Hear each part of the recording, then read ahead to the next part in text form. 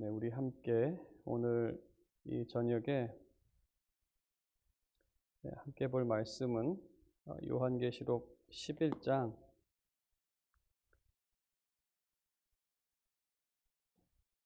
15절에서 19절까지의 말씀입니다.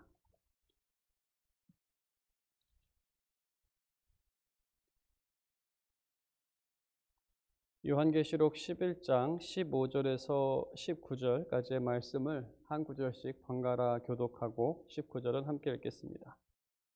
요한계시록 11장 15절에서 19절에 기록된 하나님의 말씀입니다. 일곱째 천사가 나팔을 불매 하늘에 큰 음성들이 나서 이르되 세상 나라가 우리 주와 그의 그리스도의 나라가 되어 그가 세세토록 왕노릇 하시리로다 하니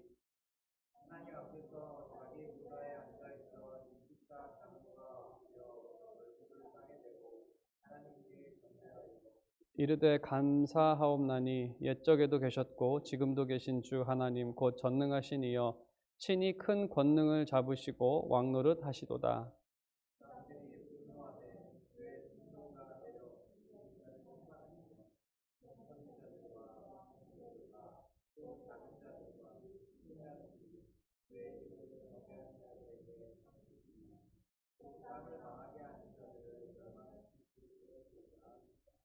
함께 읽겠습니다. 이에 하늘에 있는 하나님의 성전이 열리니 성전 안에 하나님의 언약궤가 보이며 또 번개와 음성들과 우레와 지진과 큰 우박이 있더라. 아멘. 네, 오늘 또 두 분이 더 늘었군요. 수요일마다 두 분씩 계속 느는 게 참 좋습니다. 다시 회복되기를 바라는 마음입니다.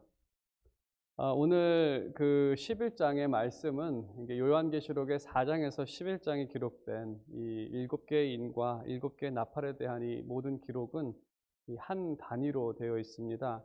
그래서 4장 앞부분에도 번개, 음성, 우레 이러한 것들이 등장을 했는데 또 마지막 부분에서도 그렇게 끝을 맺고 또 앞부분에서도 24장로의 찬양이 있었는데 또 뒷부분에도 24장로의 찬양이 기록이 되는, 그래서 이것이 어떤 한 단원임을 우리에게 알리고 있습니다. 그래서 이렇게 한 단원을 끝나는 이 마지막 7번째 나팔 소리에 대해서 우리가 함께 읽었는데, 이 7번째 나팔 소리는 하나님의 구속 사역의 끝을 알립니다. 당연히 12절부터는 또 그 사이에 일어났던 일들을 다시 또 기록하고 있는데, 딱 이 끝나는 이 마지막 이 구절은 바로 그리스도의 재림 7번째 나팔, 그것을 의미합니다. 주님께서 이 말씀을 주시는 것은 교회가 그 열 처녀 비유에 등장하는 5명의 슬기로운 처녀처럼 마지막 천국 잔치에 참여하길 원하시는 마음으로 마지막 날에 일어날 일을 우리에게 알리십니다. 그런 마지막 날에 일어날 일들에 대해서 오늘 본문이 말하고 있는 이 의미들을 우리가 함께 살펴보도록 하겠습니다.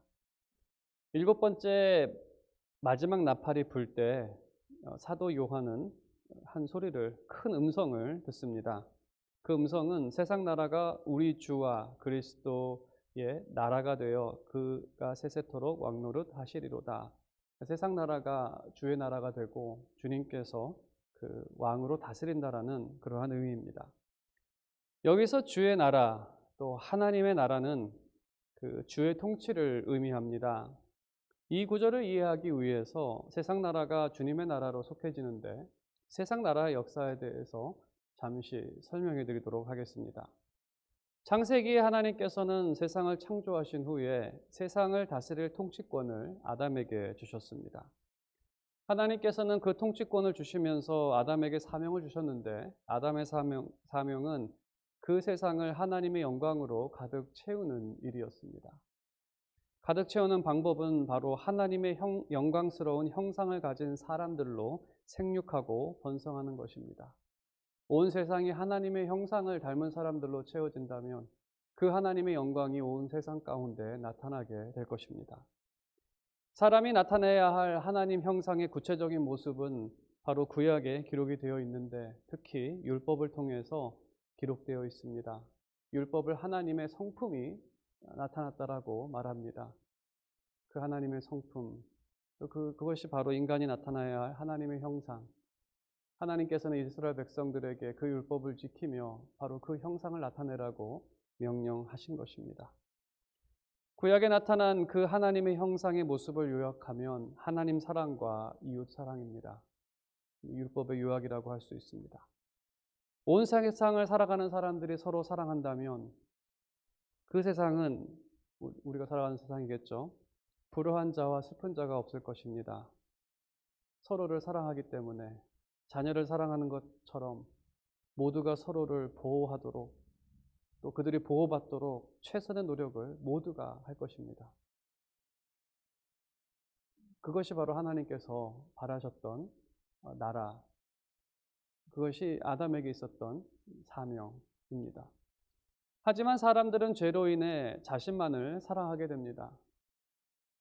이웃을 보호하는 일에 대해서는 어쩔 수 없이 할 때도 있지만 자신이 손해배상을 하지 않을 정도로 보호하는, 물건을 만들거나 집을 만들거나 무엇을 만들 때 해도 내가 손해배상을 하지 않을 정도로만 사람을 보호하는 것. 모든 사람은 자기 사랑이 우선입니다. 그래서 때로는 자기 자신을 위해 다른 사람의 것을 착취하기도 하고 또 자기 자신을 위해 때로는 사람을 죽이기도 하는, 그것이 죄 아래의 세상의 모습입니다. 이러한 역사 속에서 예수님께서 오신 목적이 조금 더 분명하게 보입니다. 예수님께서 이 땅에 오신 것은 아담과 또 이스라엘이 실패한 그 완전한 나라를 세우기 위해 이 땅 가운데 오셨습니다. 하지만 세상 나라를 맡았던 사람들은 주님을 핍박하고 그를 죽였습니다. 주님께서는 이러한 모습을 비유로 설명하시는데 세상 나라를 잠시 맡은 그들이 이런 생각을 하게 됩니다. 우리가 하나님의 아들을 죽이면, 하나님의 아들이 죽으면 세상 나라가 영원히 자신들의 것이 될 것이다라고 생각을 했습니다. 그래서 그들은 예수님을 죽입니다. 자기만을 사랑하기 때문에. 예수님께서 죽으셨지만 그렇다고 완전한 나라, 하나님 나라의 소망이 거기서 끝나지 않았습니다. 하나님께서는 그리스도를 죽은 자 가운데에서 구원하셨고 부활시키셨고 그에게 하늘과 땅의 모든 권세를 주셨습니다. 그리고 주님께서는 그 권세로 하나님 나라가 이 땅에 그 권세로 주님께서는 하나님의 나라를 이 땅에 세우셨고 날마다 그 나라를 자신의 백성으로 채우고 계십니다. 그래서 이러한 비유로 말씀하십니다. 그 나라는 겨자씨 같은 작은 씨앗인데 그것이 나중에는 큰 나무가 될 것이다. 하나님 나라의 비유입니다. 예수 그리스도 한 명으로부터 시작한 그 나라. 그리고 그 나라 사람들은 30배, 60배, 100배의 열매를 만들 것이다. 바로 예수님께서 하나님 나라의 비유로 말씀하신 내용들입니다. 그 하나님의 나라가 이 땅에서 나타나는 현장이 바로 교회입니다. 교회가 그 현장이 되어야 합니다. 교회는 천국의 안식이 있습니다. 주일에 모일 때 하나님의 사랑을 표현하기도 하지만 서로의 사랑을 표현하고 교제하는 곳입니다. 교회에 모인 성도는 그리스도의 그 보혈로 죄사함을 받고 거룩함을 받은 사람들의 모습입니다. 그리고 성령을 통하여 그리스도의 모습을 나타내는 그러한 사람들. 그곳에는 사랑의 교제가 있습니다. 하나님과 교제하고 서로 교제합니다. 그 교제로 서로 연합되고 하나 됩니다. 왜냐하면 모두가 그리스도의 형상으로 나타날 때 형상이기 때문에 그들이 하나 될 수밖에 없습니다. 성령이 하나 되게 우리를 묶어주시는 것이죠. 하지만 죄로 인해 지금은 완전하게 그 나라를 누리지 못합니다. 안타깝게도 우리에게는 여전히 죄의 문제가 팬데믹으로 인한 문제가 있기 때문에 그래서 이 땅에서 누리는 것은 부분적으로 교회를 통해 누리지만 마지막 때가 되면 이 부분적인 것이 전체가 됩니다. 그날에는 교회가 필요가 없습니다. 세상 전체가 하나님의 나라가 될 것이기 때문에 굳이 다른 공간을 구별해서 하나님의 나라에 그런 대사관과 같은 역할을 하는 그것이 아니라 세상 나라가 바로 주의 나라가 될 것입니다. 그날 하나님께서 인류를 향해 품으신 그의 선한 계획이 완성될 것입니다. 인간이 범죄했을 때 하나님께서 세상을 포기하지 않으셨습니다. 여전히 하나님께서는 세상을 사랑하셨고 아들을 보내시고 십자가와 부활로 그 선한 계획을 완성하셨습니다. 그리고 마지막 날, 일곱째 날팔이 부는 그날에는 하나님의 나라가 이 땅에 완전하게 나타날 것입니다. 일곱 번째 마지막 나팔 불 때 그리스도의 재림으로 완성될 것이고, 그날 그 일을 본문은 세상 나라도 주님의 나라가 될 것이다라고 그렇게 표현을 하고 있는 것입니다.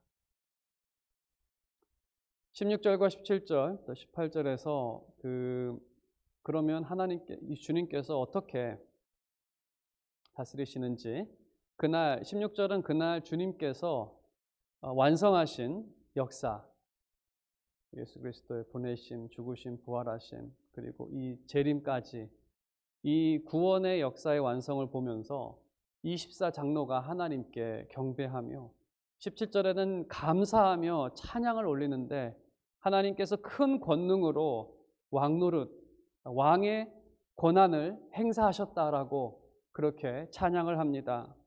18절을 보게 되면 주님께서 왕의 권한을 행사하심을 구체적으로 설명하고 있습니다. 어떻게 행사하셨냐면, 먼저 이방인들의 분노가 있습니다. 여기서 이방인들이라는 것은 하나님의 백성이 아닌 사람들, 주의 나라를 거부하며 대항했던 사람들을 의미합니다. 그리고 그들을 18절 마지막 문장에서는 땅을 망하게 하는 자들이라고 부릅니다. 땅을 성공시키는 자들이 아니라 땅을 망하게 하는 자들, 그들은 하나님께서 그들을 심판하셔서 망하게 하십니다. 이것은 하나님의 공의를 표현한 문장입니다. 눈에는 눈, 이에는 이, 망하게 하는 사람에게 망함을 주는 그러한 표현으로서 하나님의 공의는 땅을 망하게 하는 자들을 땅에서 망하게 하십니다. 그럼 여기서 땅을 망하게 하는 자가 누구인가? 막 한 나라를 멸망시키고 사람의 인생을 막 망가뜨리고 하는 그러한 사람들을 우리가 생각할 때 특정 인물들을 생각하게 됩니다. 불의한 전쟁을 일으키는 독재자라든지, 아니면 전쟁 범죄자들 중에서 막 사람을 대량 학살하고 하는 그러한 나쁜 사람들, 아니면 요즘 뉴스에 나오는 노인이나 어린이에게 악을 행하는 자들, 그러한 사람들이 아닐까. 하지만 이러한 사람들 이전에 우리가 어떤 영적인 실체를 생각한다면, 성경에서는 이 공중 권세를 잡고 있는 사탄과 마귀를 말합니다. 그들의 역사가 다양한 모습으로 세상에 나타납니다. 그들의 역사의 모습들에는 노약자들에게 그러한 악을 행하는 것, 대량 학살 등이 다양한 모습으로 나타나는 그러한 모습들입니다. 오늘 본문의 핵심은 주님께서 왕노를 하실 때, 왕의 권한을 행사하실 때 하나님께서 공의와 위엄으로 이러한 악들을 제거하신다는 것입니다. 그래서 그 결과 주의 백성들은 더 이상 두려움이 아니라 평안 가운데 살아갈 수 있게 된다는 것입니다. 땅을 망하게 만드는 요소들이 모두 제거될 것이기 때문입니다. 인류를 괴롭게 한 것들, 그것에는 죽음도 포함이 되어 있습니다. 죽음도 죽습니다. 더 이상 죽음이라는 것도 남아있지가 않습니다. 그리고 그 죽음의 원인이었던 죄도 없어질 것입니다. 그리고 죄를 범하기 유혹하는 사탄과 마귀, 그리고 그 사탄과 마귀를 따라서 그래도 살았던 다른 사람들을 괴롭혔던 악인들도 없어질 것입니다. 주님의 나라를 살아가는 사람들은 자유롭게 의를 행하며 서로 사랑하며 살 것입니다. 그래서 완전한 평안과 기쁨이 온 땅에 임하게 될 것입니다. 바로 그것이 주님께서 이 구절에서 말하고 있는 이 왕노릇, 왕의 권한을 행사하신다는 것입니다. 지금도 교회는 오늘날에도 평안과 공의의 나라로 형성되어 가고 있습니다.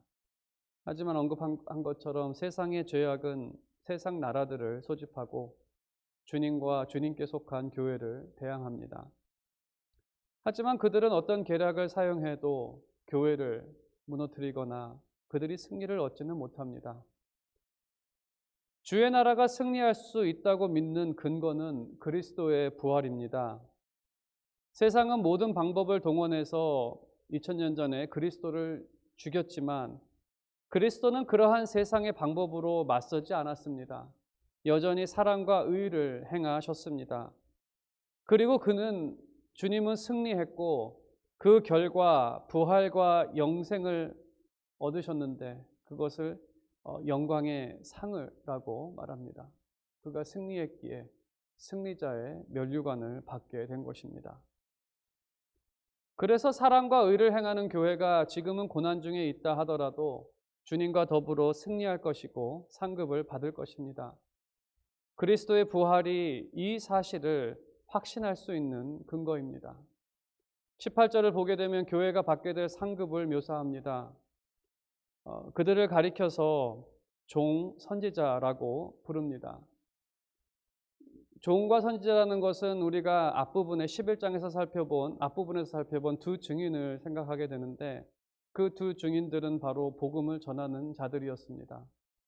교회가 그리스도를 증거할 때 단순히 말로만 증거하지 않습니다. 교회는 말과 삶을 통해 그리스도의 사랑과 의를 나타내는 사람들입니다. 그래서 그리스도처럼 교회를 대항하는 죄인들의 죄사함을 위해 간구합니다. 그리고 돌을 들고 자신을 죽이려는 사람들을 사랑합니다. 그리고 복음을 전합니다. 교회가 왜 복음을 전하겠습니까? 세상을 사랑하기 때문에 그러는 것 아닙니까?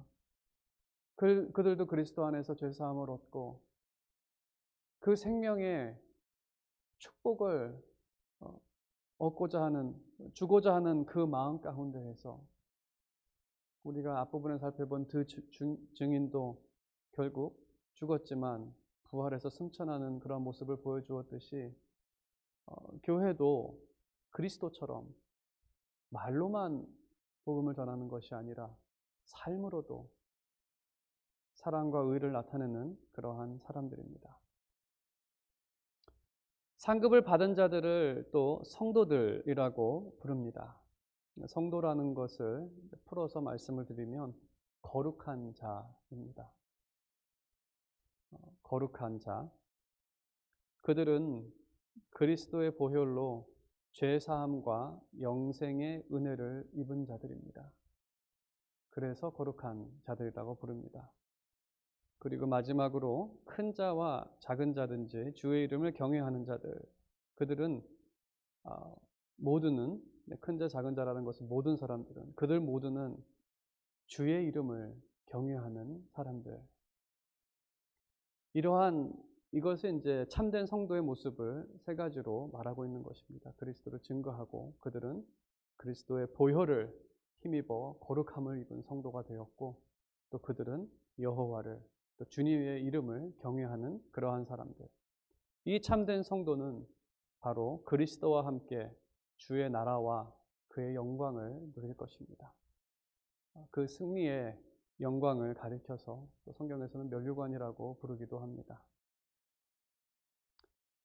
이제 19절에 보게 되면 하늘이 열리고 그곳에 성전이 있고 또 성전 안에 언약궤를 목격하게 됩니다. 이 문맥에서 이 말씀을 좀 생각하고 묵상해 본다면 여리고 성이 무너진 날을 연상하게 됩니다. 여호수아에 기록된 여리고 성이 무너진 날을 우리가 생각해 보면 그날은 일곱 번째 날이었고 여리고 성을 7번 돈 후에 7나팔이 불릴 때 여리고 성이 무너집니다. 좀 연관성이 있죠. 그리고 그날 앞장섰던 것은 바로 제사장들이 메고 있었던 여호와의 궤입니다. 여기도 여호와의 궤가 7나팔과 함께 등장을 하는데 그 연관성은 의도적이라고 우리가 생각할 수 있습니다. 그 여리고성이 무너진 의미는 여리고성은 약속의 땅을 막고 있었던 성입니다. 그 성이 무너집니다. 그들은 주님의 백성을 대항했던 사람들입니다. 그들은 전멸합니다. 하지만 우리가 여리고성을 생각해 보면 주님의 이름을 경외했던 한 여인을 생각하게 됩니다. 라합이라는 여인이었는데 라합은 그가 이방인 그리고 기생이었지만 이스라엘 백성들과 함께 구원을 얻고 약속의 땅을 기업으로 얻는 축복을 받게 됩니다. 그럼 라합은 어떻게 해서 그러한 축복을 얻게 되었습니까? 라합은 이러한 고백을 합니다. 여호수아 2장 9절 말하되 여호와께서 이 땅을 너희에게 주신 줄을 내가 아노니 우리가 너희를 심히 두려워하고 이 땅 주민들이 다 너희 앞에서 간담이 농나니. 여기서 자신이 심히 두려워한다는 고백을 합니다. 여리고 사람들도 그들을 두려워했습니다. 하지만 여리고에 있는 모든 사람들은 그 견고한 성을 의지하며 더 각오하고 열심으로 여호와를 대항했습니다. 하지만 라합은 여호와를 경외함으로 여호와 하나님께 구원을 구했습니다. 구원을 구한 이유는 라합은 다른 여리고 사람들과는 달리 다른 여리고 사람들은 우리의 힘으로 힘을 합쳐서 이 성을 의지해서 우리가 이길 수 있다라고 그들이 얘기했지만 라합은 스스로의 힘으로 여호와의 심판을 넘어설 수 없다는 것을 알았습니다. 그래서 하나님의 긍휼을 의지하며 구원을 간구하게 된 것입니다.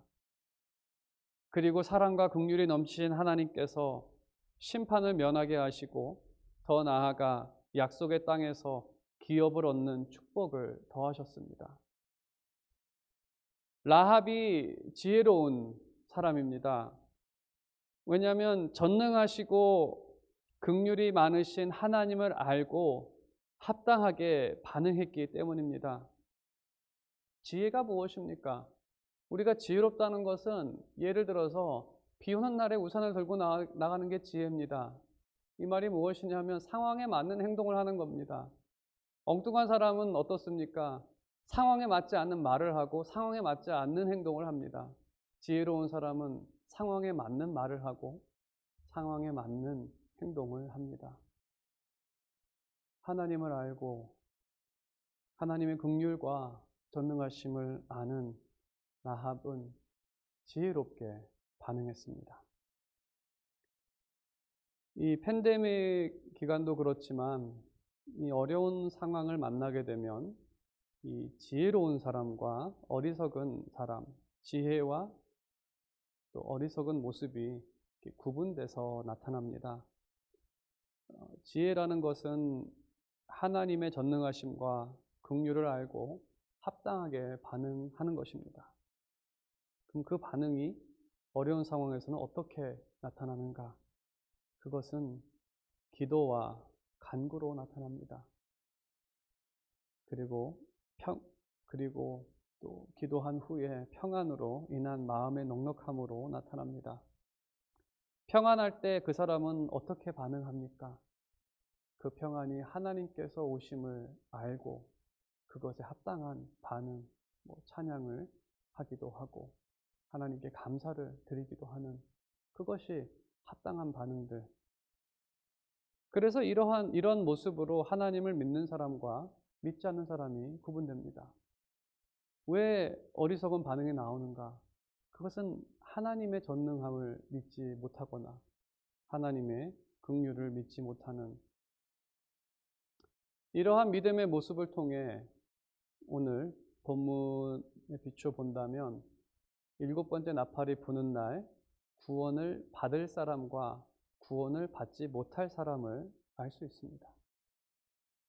저대로 계속 살면 구원을 받지 못할 사람, 저대로 계속 살면 구원을 받을 사람. 성경이 이 사실을 우리에게 알리는 것은 사실 멸망이 아니라 생명입니다. 성경이 이 사실을 알리는 것은 그들로 하여금 그리스도를 바라보게 하는 것이고, 그래서 구원을 받아 영광과 평화의 나라를 얻게 하기 위해서입니다. 본문은 하나님 외에 다른 것을 의지하는 사람들에게는 경고의 말씀이고, 그리스도께로 돌아오라는 그러한 복음의 내용입니다. 그리고 하나님을 경외하며 그의 나라를 소망하며 기다리는 사람들에게는 그 길에서 인내할 수 있는 동기를 제공합니다. 교회가 이 땅 가운데에서는 정말 힘든 모습으로 나타나지만 이 세상은 주의 나라가 될 것이다라는, 그래서 우리가 인내할 수 있는 동기를 우리에게 줍니다. 주님께서는 사도 요한을 통해 일곱 교회와 우리들에게 재림 때 나타날 사실들을 알리셨습니다. 그리고 그 목적은 생명이고 지혜를 주기 위해서입니다. 교회가 합당하게 반응하며 살기 원하시는 것이 바로 주님의 뜻이고, 교회가 슬기로운 다섯 처녀가 되어 천국 잔치에 참여하는 것이 교회를 향한 주님의 뜻입니다. 그래서 오늘도 이 말씀을 우리에게 전하시고 계십니다. 오늘 말씀의 결론을 맺도록 하겠습니다. 마지막 날에 세상 나라는 하나님의 나라가 되어 주님의 직접적인 통치가 그곳에서 나타납니다. 주님께서 직접 통치하시기 때문에 그 나라는 공의와 평안의 나라가 됩니다. 그 나라의 평안과 공의를 위협하는 모든 요소는 없어질 것입니다. 그 결과 그곳을 사는 사람들은 완전한 보호와 평안 가운데 살아가게 됩니다. 그 나라에 참여할 사람들은 하나님을 경외하는 지혜로운 사람들입니다. 그들은 하나님을 경외함으로써 스스로의 의로는 그곳에 들어가지 못한다라는 것을 알기 때문에 그들은 그리스도의 보혈을 의지하였고 그 보혈로 거룩해진 사람들입니다. 그리고 그들은 그 은혜를 알기 때문에 그 주님을 나타내고자 노력하며 그들의 말과 행동을 통해 그리스도의 모습을 나타내기도 합니다. 이러한 사람들이 모인 교회는 이미 하나님 나라를 누리며 살아갑니다. 그리고 그들은 세상에서 그 찬란한 빛을 발하기도 합니다. 그래서 그러한 교회를 바라볼 때 그들이 보는 것은 바로 예수님입니다. 하나님의 형상. 그런 사람들이 모일 때 그 교회는 하나님의 영광으로 가득 찬 교회가 될 것입니다. 하지만 이 땅을 살면서는 세상의 죄로 인해 교회는 완전한 모습으로 나타나지 못하고, 또 선한 모습에 서 있는 사람들과 교회는 오히려 핍박과 죽음을 당하기도 합니다. 그럼에도 교회는 그리스도의 부활로 인해 하나님 나라의 소망을 포기하지 않고 확신할 수 있습니다. 지혜로운 사람들은 믿음으로 주 안에서 이 나라를 맛보며 살아갑니다. 그리고 그 지혜는 현재 고난 가운데 인내하며 결국 최종 상급을 받게 합니다. 제가 진정으로 바라는 것은 한인 장로교회에 속한 여러분 모두가 지혜로운 사람이 되어 지혜로운 사람이 받는 그 축복과 그 상급을 받는 그러한 분이 되는 것입니다. 그러한 여러분 모두가 되시기를 주님의 이름으로 축원드립니다.